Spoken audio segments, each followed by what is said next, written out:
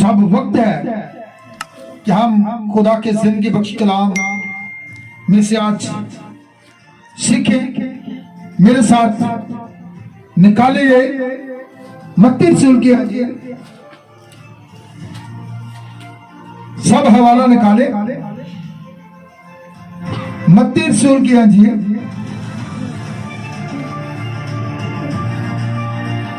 सबने हवाला निकाल लिया। 16 बाब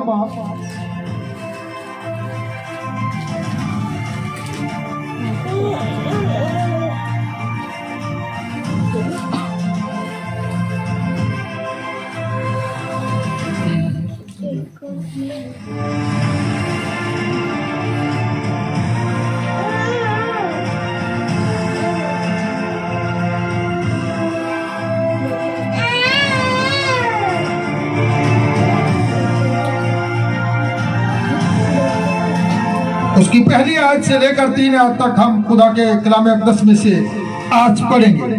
यहाँ पर कुछ इस तरह से लिखा है, फिर फरीसियों और सदूकियों ने पास आकर आसमाने के लिए उससे दरख्वास्त की कि हमें कोई आसमानी निशान दिखाओ। उसने जवाब में उनसे कहा, शाम को तुम कहते हो कि खुला रहेगा क्योंकि आसमान लाल है, और सुबह को ये कि आंधी चलेगी क्योंकि आसमान लाल और धुंधला है। तुम आसमान की सूरत में तो तमीज करना जानते हो, मगर जमानों की लामतों में तमीज नहीं कर सकते। इस जमाना के बुरे और ज़नाकार लोग निशान तलब करते हैं, मगर यूना के निशान के सिवा और कोई निशान उनको ना दिया जाएगा। और वो उनको छोड़कर चला गया। खुदा के कलाम के पढ़े जाने पर खुदा की बरकत। आप सब तशरीफ रखिए। मैंने 3 आज कही थी लेकिन पढ़ी 4 है। सो आज हम इस बात के बारे में जानें कि खुदा का पाक कलाम जब हमने पढ़ा है, इस तिलावत को बड़े गौर से सुना है,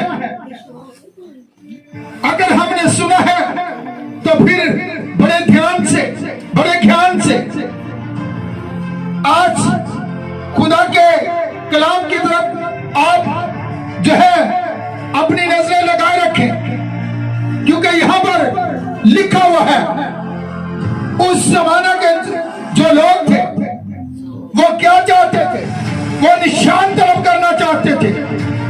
लेकिन आज के जमाना के अंदर भी अगर हम गौर करें, यीशु मसीह ने उनसे क्या कहा था कि यूना नबी के निशान के सिवा और तुम्हें कोई दूसरा निशान ना दिया जाएगा।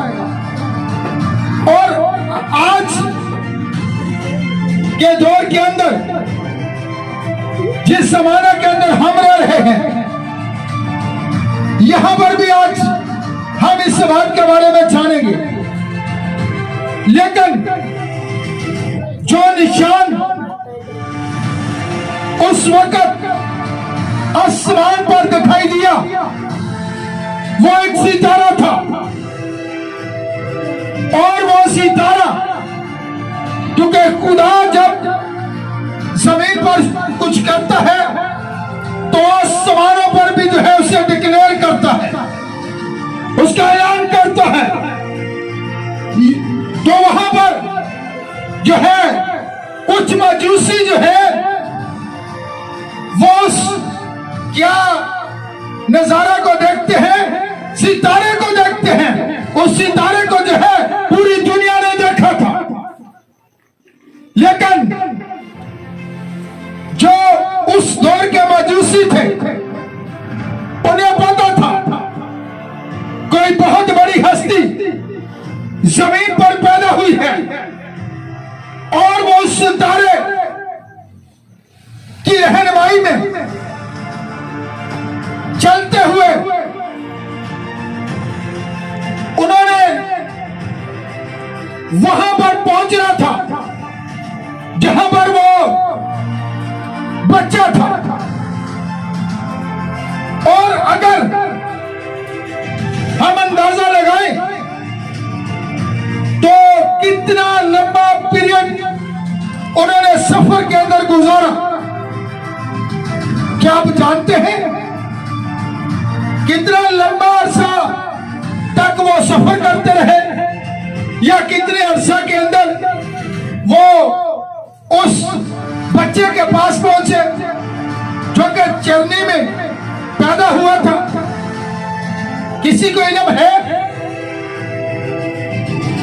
नहीं। इसलिए क्योंकि वो सितारे की रहनुमाई में जो है सफर करते थे। रात को सितारा जब नमूदार होता तो वो सफर करना शुरू करते, वो अपने सफर को जो है जारी रखते, और जैसे ही दिन निकलता तो वो आराम करते, क्योंकि सितारा नहीं होता था। और उस जमाने के अंदर जैसी चीजें आज हमारे पास है उस जमाने के अंदर नहीं थी। जिस तरह के आज गाड़ियां हैं, जहाज है, लेकिन ये चीजें नहीं थी। तो वहां पर वो सफर करते करते इतना लंबा पीरियड गुजर गया। यरूशलेम के अंदर जब वो दाखिल हुए तो वो कहां पर जाकर उसे तलाश कर रहे हैं? बादशाह के महल के अंदर। क्योंकि उन्हें यह पता था कि जो बच्चा पैदा हुआ है वो महल ही में होगा। इसलिए वो हेरोदिस बादशाह के महल के अंदर चले गए हैं। और जब हेरोदिस बादशाह ने सुना तो वो घबरा गया कि हो सकता है कि मेरा तख्ता जो है वो तख्त जो है उलट दिया जाए, क्योंकि उन्होंने कहा हम एक सितारे का पीछा करते करते यहां तक पहुंचे हैं।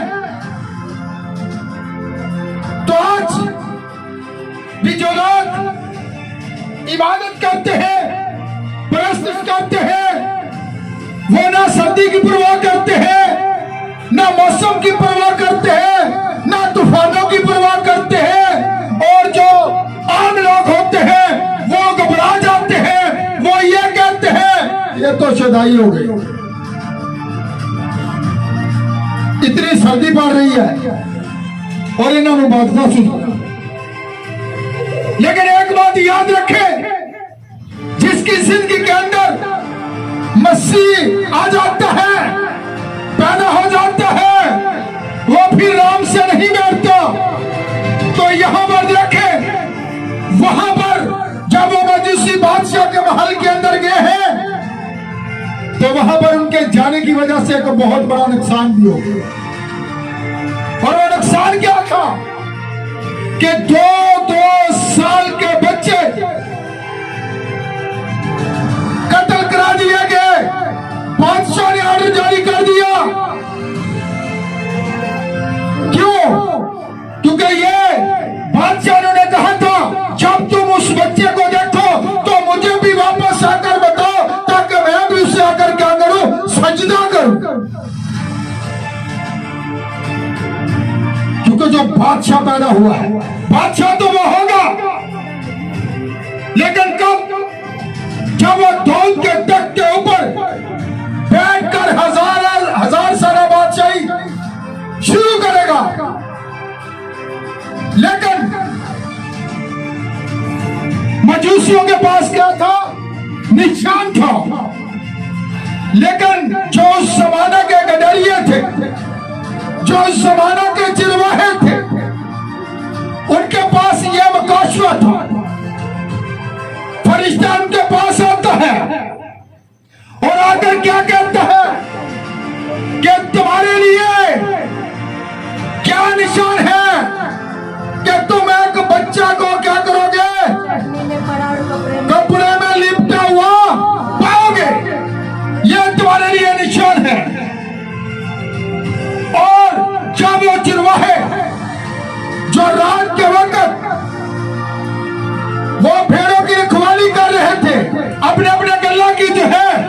रखवाली कर रहे थे।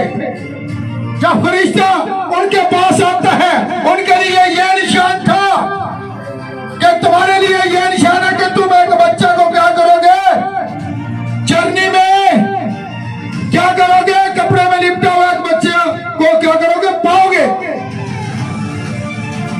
और जब उन्होंने फरिश्ता के पैगाम को सुना तो वो वहां पर गए, वो उसी रात वहां पर गए। लेकिन जब मजूसी आए तो एक बहुत बड़ा पीरियड गुजर चुका था, इसीलिए तो बादशाह ने यह आर्डर जारी किया था कि 2-2 साल के जो बच्चे उन्हें कत्ल करवा दिया जाए, उसमें यीशु भी होगा। लेकिन मकाशवा, अब मजूसियों के पास निशान था, लेकिन मकाशवा किनके पास था, मकाशवा गडरियों के पास था, जो सीधा बच्चे के पास गए हैं। लेकिन अब आप इस बात के बारे में जाने कि जब वो निशान, वो सितारा जिसका पीछा करते करते मजूसी जो है वहां पर पहुंचे हैं, तो बच्चा कहां पर था, बच्चा कहां पर था, चरनी में नहीं था। गौर कर ले, आज कपड़े में लिपटा हुआ भी नहीं था, वो घर में था। ये बात मैंने पहले भी आपसे बताई है। पिछले 24 दिसंबर को मैंने ये मैसेज दिया था, जब मजूसी आए हैं तो बच्चा चरनी में नहीं था, बच्चा घर के अंदर था। क्योंकि पता नहीं उन्होंने 1.5 साल का सफर तय किया है, या 6 माह का किया है, या 2 साल का किया है। इसलिए सितारा उनकी रहनुमाई करता रहा और वो उस घर के ऊपर जाकर ठहर गया जहां पर वो बच्चा था। उस वक्त यीशु चरनी में नहीं था। यीशु चरनी में उस वक्त था जब चरवाहे आए, जब गडरिये आए। लेकिन जब मजूसी आए तो वो चरनी में नहीं था, बल्कि एक घर के अंदर उन्होंने पाया। और कितने मजूसी थे, कितने थे, कुछ लोग कहते हैं जी 3 मजूसी थे। भाई गिफ्ट 3 थे मजूसी। बाइबल के अंदर लिखा कई मजूसी। हम ना तो लफ्ज बढ़ा सकते हैं और ना इसमें से निकाल सकते हैं। गिफ्ट 3 थे। गिफ्ट 3 का मकसद ये नहीं कि मजूसी 3 थे। बाइबल के अंदर लिखा कई मजूसी जो पैदल सफर करते करते वहां तक उस घर के अंदर पहुंचे। जब उन्होंने 3 गिफ्ट उसे किए हैं तो इसका मकसद ये नहीं हो गया कि मजूसी 3 थे, ऐसा हरगिज़ नहीं था। अब उनके पास जो था ये निशान था और वो हेरोदिस बादशाह यीशु को मरवाना चाहता था। इब्लीस शुरू दिन ही से जो था ये चाहता था कि ये जो निजात दहिंदा पैदा हुआ है इसे किसी तरीका से हटा दिया जाए। उसने बहुत से हमले किए, लेकिन हर हमला के अंदर वो नाकाम रहा। लेकिन यहां पर आज आप इस बात के बारे में जाने,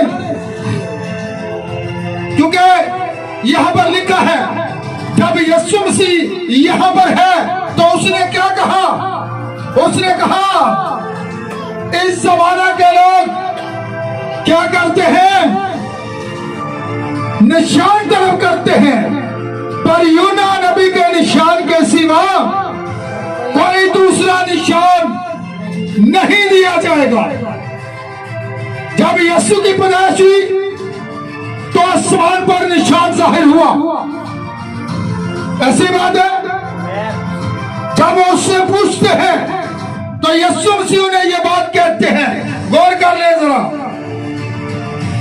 लिखा है वो अगर कहते हैं हमें कोई समानी निशान दिखा, दुर्खास्त की हमें कोई समानी निशान दिखा, तो उसने जवाब में उनसे कहा शाम को तुम कहते हो कि खुला रहेगा क्योंकि आसमान लाल है, और सुबह को ये क्या चांदी चलेगी क्योंकि तुम आसमान की सूरत में तो तमीज करना जानते हो मगर जमानों की लामतों में तमीज नहीं कर सकते। उसने अब निशान दिखा, नबी का निशान, हालांकि पूरी दुनिया ने वो निशान देखा था लेकिन मकाशवा कम लोगों के पास। जिस तरह के आज क्या जमाने के अंदर भी लोगों के पास निशानात हैं, मौजूदात कर रहे हैं, लेकिन उनके पास मकाशवा नहीं है। मकाशवा दुल्हन के पास है। नबी ने यह कहा और नबी ये बात कहता है जो इस जमाना का नबी है, वो ये बात कहता है कि दुल्हन जो है वो कहां पर है? कहां पर है? कलाम के अंदर है, कलाम के साथ खड़ी है, क्योंकि आज हमने कलाम से पैदा होना है। अगर हम, यीशु मसीह ने उनसे यही तो बात कही थी, और वो अगर कहता कि हमें कोई समानी निशान दिखा और वो निशान देखना चाहते थे, तो यीशु मसीह ने उनसे ये बात कह दी कि यूना नबी के निशान के सिवा और कोई तुम्हें दूसरा निशान ना दिया जाए। तो फिर गौर कर ले, आज जिस तरह यूना कहां पर था, क्या यूना खुदा की, यूना नबी जो था वो खुदा की नाफरमानी कर रहा था? कुछ लोग कहते हैं नाफरमानी का, बल्कि वो एक यहूदी नबी था। उसके पास जो खुराक थी, जो कलाम था, जो पैगाम था, वो यहूदी लोगों के लिए था। इसीलिए तो एक औरत जो है यीशु मसीह के पास आती है और आकर कहती है, आई ब्रदर, एक बदरू मेरी बेटी को बुरी तरह सताती है। तो यीशु मसीह ने क्या कहा? उसने कहा नासराइल की खोई हुई भेड़ों के सिवा किसी और के पास भेजा नहीं गया। यह बात यीशु मसीह ने कही जब वो जमीन पर था, जब तक वो सलीब पर नहीं गया, तो उसकी खिदमत जो थी वो इस्राएलियों के लिए थी। तो उसने यही बात उस औरत को कही कि मैं इस्राएल की कोई भेड़ों के सिवा किसी और के पास भेजा नहीं गया, क्योंकि जो औरत उसके पास गई थी वो एक गैर कौम से थी। और वो क्या कहती है? यीशु मसीह ने उससे आगे कहा कि बच्चों की रोटी लेकर कुत्तों को डाल देना रवा नहीं। गैर कौम को कुत्ते तक कह दिया गया। बच्चे कौन थे? जो उसके चुनिंदा थे, जिनके लिए कुरान थी, जिनके लिए वो पैगाम था। और औरत आगे से जवाब देती है यीशु मसीह को, कुत्ते भी तो उन्हीं टुकड़ों से अपना पेट भरते हैं जो उनकी मालिकों की मेज से गिरते हैं। अब वो यीशु मसीह को ये बात जितला रही है, बतला रही है कि जिनके आगे तू ये रोटी, ये कलाम शेयर कर रहा है, इन्होंने तुझे, तेरे कलाम को जो है रद्द कर दिया है। इन्होंने इस रोटी को जो है रद्द कर दिया है। लेकिन जो टुकड़े गिर रहे हैं, जो कलाम है, क्या गैर कौम इसकी भी हकदार नहीं है? तो यीशु मसीह ने उससे क्या कहा? जा औरत, तेरा ईमान बहुत बड़ा है। जा जैसा तू चाहती है तेरे लिए बदलू तेरी बेटी को। आप देखें, मैं निशान की बात कर रहा हूं। वो लोग निशान तलब करते हैं और यीशु ने कहा यूना नबी के निशान के सिवा कोई दूसरा निशान तो मैं ना दिया चाहे। अब यूना कोई जो है नाफरमानी नहीं कर रहा था, बल्कि वो एक यहूदी नबी था। उसके पास जो कलाम था, जब खुदा की आवाज उसे आती वो इधर को निकल जाता। वो कहता मुझे कैसी आवाजें आ रही है। खुदा कहता है कि तू गैर कौमों के पास चला जा, और मैं एक यहूदी नबी हूं और मेरे पास जो पैगाम है ये तो यहूदियों के लिए है, ना कि गैर कौमों के लिए नहीं है। वो इधर जाता है, फिर आवाज आती है और फिर वो तफसीर को निकल जाते हैं। और जब वो वहां पर चला जाता है तो तूफान आ जाता है, और जब तूफान आ जाता है तो जो खुदा की मर्जी है, जो खुदा का इरादा है, वो जिसे चुनता है, जिसे चाहता है, वो उसे इस्तेमाल करता है। और उसने क्या किया है, वो 3 दिन, मैं ज्यादा आगे नहीं जाऊंगा, मैसेज को यहीं पे क्लोज करेंगे, क्योंकि 3 दिन 3 रात वो मछली के पेट के अंदर रहा। जब वो 3 दिन और 3 रात मछली के पेट के अंदर रहा तो उसकी खिदमत जो थी वो बदल चुकी थी। अब वो यहूदियों का खाली नबी नहीं था।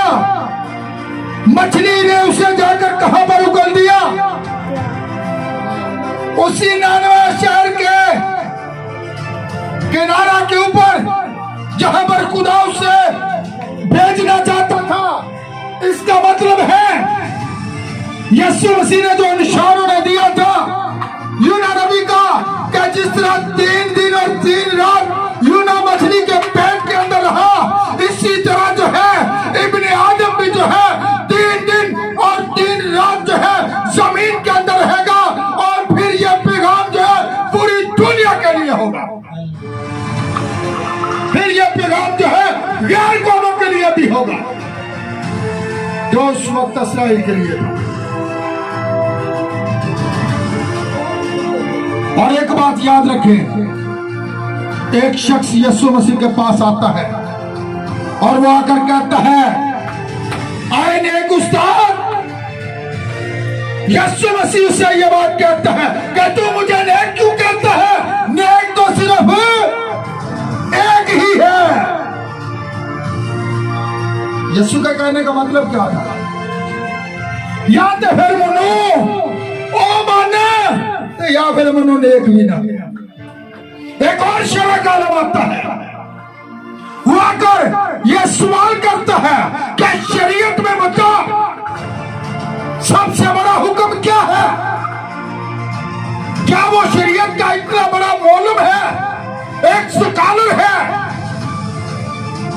और एक लीडर है, वो ये नहीं जानता? वो यीशु मसीह को आके ये बात जतलाना चाहता है, क्योंकि वो यीशु मसीह से आकर क्या कहता है कि बता। तो यीशु मसीह ने उसे क्या कहा? क्या तुमने ये नहीं पढ़ा कि जा अपने सारे दिल, अपनी सारी जान, अपनी सारी अकल से क्या कर, खुदावन अपने खुदा से क्या कर, मोहब्बत रख। सबसे बड़ा और पहला हुक्म यही है। वो यीशु से ये बात क्यों कहलवाना चाह रहा है? वो ये जताना चाह रहा है कि तू कुफर क्या रहा है, क्योंकि तू इंसान होके अपने आप को खुदा बना रहा है। वो इसलिए अगर यीशु मसीह को ये बात कह रहा है कि बता भाई तू अपने आप को खुदा ठहराता है, जबकि शरीयत में ये लिखा है, तो फिर इसका मतलब है कि तू मुतजाद जा रहा है। लेकिन गौर करें, खुदा एक है और मैं आज ये बात आप लोगों को सिखाना चाहता हूं। पहली बात तो यह थी, मजूसियों के पास निशान था, लेकिन उनके पास मकाशवा दुरुस्त नहीं था। मकाशवा गडरियों के पास था, ठीक है। इसीलिए आज का जो मकाशवा है वो उसकी दुल्हन के पास है, वो उसके लोगों के पास है। अगर आप उसके लोग हैं, मैं उन स्टारों की बात नहीं करना चाहता जो आज दुनिया के अंदर नजर आ रहे हैं। चर्चिस के ऊपर लोगों ने बड़े बड़े स्टार लगा रखे हैं, घरों के ऊपर बड़े बड़े स्टार सजा रखे हैं, लेकिन मसीह में तो वो पैदा ही नहीं हुए अभी तक। क्या यह मसीहत है? क्या मसीह खुदावंद इसलिए जमीन पर आए थे? क्या आप स्टार लगाए और काम मसीहियों वाला ना करें? आपकी जिंदगी के अंदर से मसीह नजर आना चाहिए, पता चलना चाहिए क्या मसीह में जो है मर चुके हैं, आप मसीह में पैदा हो चुके हैं। अब वो नहीं बल्कि मैं नहीं, जैसा रसूल कहता अब मैं जिंदा रहा बल्कि मसीह मुझे जिंदा है। वो हमारी जिंदगी के अंदर से देखा जाना चाहिए। ऐसे स्टार बनने की जरूरत है। टीवी अदाकार स्टार बनने की जरूरत नहीं है। आज ज्यादा लोग अदाकारों को स्टार कहते हैं। मुझे वो स्टार बहुत पसंद है, मुझे वो स्टार बहुत पसंद है, लेकिन कुछ ये स्टार लगाकर बड़े खुश हैं, लेकिन उस स्टार को भूल गए हैं जिसने आपके लिए कफारा दिया है, जिसने आपकी जिंदगी के लिए आकर जो है एक बदन इख्तियार किया है, मुजस्सम हो गया है, और कहां पर आसमान को छोड़ दिया और कहां पर आकर जन्म लिया है। एक चलनी महल में भी हो सकता था। हम इन चीजों को, दुनिया की दुनियावी चीजों को बड़ा तरजीह देते हैं। अब देखिए वो कहां पर आकर उसकी पैदाइश हो रही है, कहां पर वो आकर पैदा हो रहा है।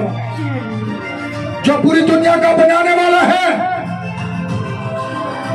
वो महल में लोगों का ख्याल था, इसीलिए तो वो मजूसी वहां पर चले गए थे कि बादशाह पैदा हुआ है तो वो महल ही में होगा, लेकिन उसकी पैदाइश कहां पर हो रही है?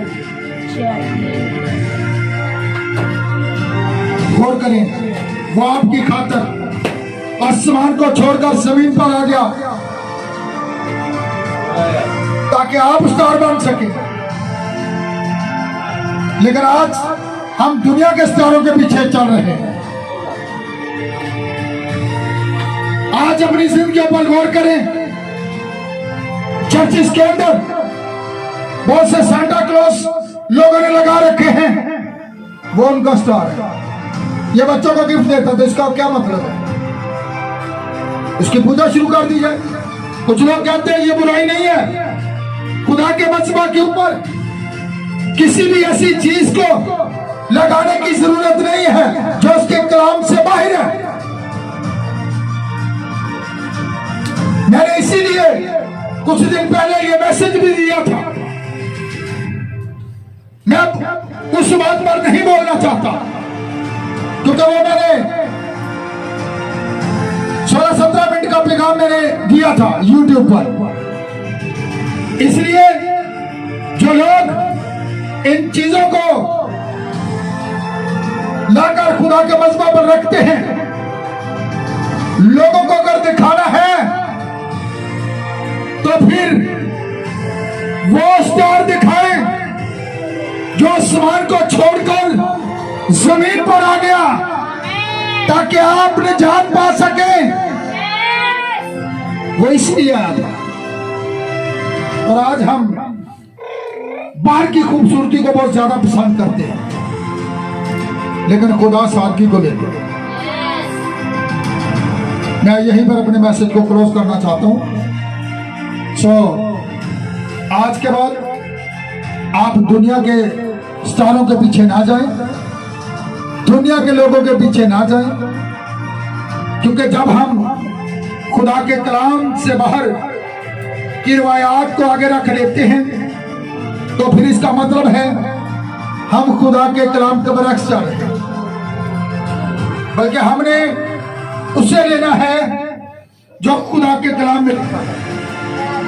और उसके कलाम में क्या लिखा हुआ है कि शरीयत की यह किताब तेरे मुंह से, बल्कि दिन रात तेरा ध्यान, जब आपका ध्यान उसके कलाम पर होगा, जो कलाम मुजस्सम हुआ था, जो बदल लेकर आया था, जिसकी पैदाइश जो थी वो सबसे अनोखी थी। इसके ऊपर मैं सुबह मैसेज दूंगा। आज हम निशान पर ही रहते हैं, निशान पर ही रहते हैं। और निशान क्या था, आज सुबह मैं आपको इसके बारे में मज़ीद वजाहत करूंगा ताकि आप लोग इसके बारे में बेहतर जान सकें। सो खुदा आपको आज के कलाम के वसीला जो है बड़ी बरकत दे। और जितने लोग भी यूट्यूब पर मुझे लाइव सुन रहे हैं या देख रहे हैं, अगर उन्होंने अपने आप अभी तक खुदा को नहीं दिया तो फिर अपने आप खुदा को दे दीजिए। बेशक आप जितना मर्जी रुपया पैसा खर्च करते हैं, अगर आप अपने आप खुदा को नहीं देते, आप सच्चे दिल से जो है उसे कबूल नहीं करते, आप उसके कलाम के बयान के मुताबिक उसके पास नहीं आते, तो फिर ये दुनियावी स्टार आपको बचा नहीं सकेंगे जो आपने छतों पर सजा दुनिया की नजर में। तो आप बहुत अच्छा जो है मना रहे हैं, लेकिन खुदा की नजर में नहीं। सबसे पहले आप उसके कलाम के अंदर आ जाओ, कलाम से पैदा हो, फिर पता चलेगा आपको कि मसीहत है क्या। सो खुदा उन बहनों को, उन भाइयों को भी बड़ी बरकत है जो दुनिया के अंदर इस मैसेज को सुन रहे हैं। और यहाँ पर भी जितने लोग आज रात उसकी आवाज को सुनने के लिए जमा हुए हैं, उन सब के लिए भी खुदा की ब्लेसिंग को चाहता हूँ। आए हम अपनी आंखों को बंद करते हैं और सर को झुकाते हैं और दुआ करते हैं। प्यार से बड़े खुदा, मैंने तेरे कलाम में से चंद एक बातें खुदा तेरे लोगों के आगे रखी हैं। खुदावन देख, ये लोग तेरे हैं और खुदा तो अपने लोगों से प्यार करता है, क्योंकि तेरे कलाम में ये लिखा है माँ अपने शीरखार बच्चे को भूल सकती है पर मैं अपने तालब को कभी नहीं भूलता। और खुदावन देख, इस वक्त इन लोगों ने तेरे पैगाम को सुना है, तेरी आवाज को सुना है। खुदावन जितने लोग भी यूट्यूब के ऊपर इस पैगाम को सुनते हैं, तो इससे पहले अगर वो दुनिया के स्टार के पीछे चलते रहे हैं या दुनियावी स्टार के पीछे चलते रहे हैं, तो खुदावंद हर तरह की ऐसी ख्वाहिशात खुदावंद उनकी जिंदगी से मिटा डाल और वो हकीकी स्टार बन जाए, तेरे कलाम में से पैदा हो जाए। और खुदावंद उन लोगों को भी बरकत दे। खुदावंद तेरा कलाम जो है हमारे कदमों के लिए चिराग और हमारी राह के लिए रोशनी है, क्योंकि तेरे कलाम में लिखा है अगर तुम सच्चाई से वाकिफ होंगे तो सच्चाई तुम्हें आजाद करेगी। खुदावंद जब हम तेरी आवाज को सुनते हैं तो खुदावंद ये हमें काटता है, ये हमें छांटता है, ये हमें इस लायक बनाता है ताकि हम लायक तौर पर खुदावंद तेरे कलाम के बयान के मुताबिक तेरे पास आकर तुझसे मांगने वाले बन सके। और खुदावंद आज रात जहां पर भी आवाज की जा रही है, खुदावंद खुदा अपने लोगों को खुदावंद छूना, अपने लोगों को अपने नाम के चिनाल के लिए कसरत से इस्तेमाल करना। और खुदावंद खुदा इसी तरह अपने मुल्क पाकिस्तान के लिए भी खुदावंद दुआ करते हैं, खुदावंद इसे अपनी सलामती दे, पाकिस्तान को बरकत दे, अपने हकमराने वाला के लिए, तमाम तरफ सराहने वाला के लिए, खुदावंद सब के लिए तेरी ब्लेसिंग को चाहते हैं। खुदावंद जिस जगह पर खुदा हम ड्यूटी करते हैं वहां पर भी तमाम तरफ में अफसराने वाला के लिए खुदावन तेरे चिराग वाले हाथ को चाहते हैं। खुदावन उन्हें भेजो, उन्हें भी बरकत दे, और खुदावन उन्हें और सरफराजी अता कर। और मुल्क पाकिस्तान के लिए खासकर दुआ करते हैं, जिस मुल्क के अंदर रहते हुए खुदावन हम तेरा नाम जो है बड़ी आसानी के साथ ले सकते हैं। और खुदावन तो उन सबको सरफराजी बख्श और बरकत, और खुदावन ताकि वो लोग खुदावन बेहतर तौर पर खुदावन खुदा इस मुल्क को चलाने वाले बन सके, जिसमें खुदावन तेरी मर्जी हो, जिस शख्स के अंदर खुदावन तेरे पाक रूह कुदस की रहनुमाई हो, यकीनन खुदावन वो लोग हमेशा तरक्की करते हैं, वो लोग हमेशा सरफराजी पाते हैं, और खुदावन कामयाबी हमेशा उनके कदम चूमती है। और खुदावन इसी तरह अपने मुल्क के लिए दुआ करते हैं। खुदा मेरा ईमान है, जो कुछ मैंने मांगा सो पा लिया खुदावंद यीशु मसीह के नाम से, आमीन। Hallelujah, hallelujah, hallelujah, hallelujah.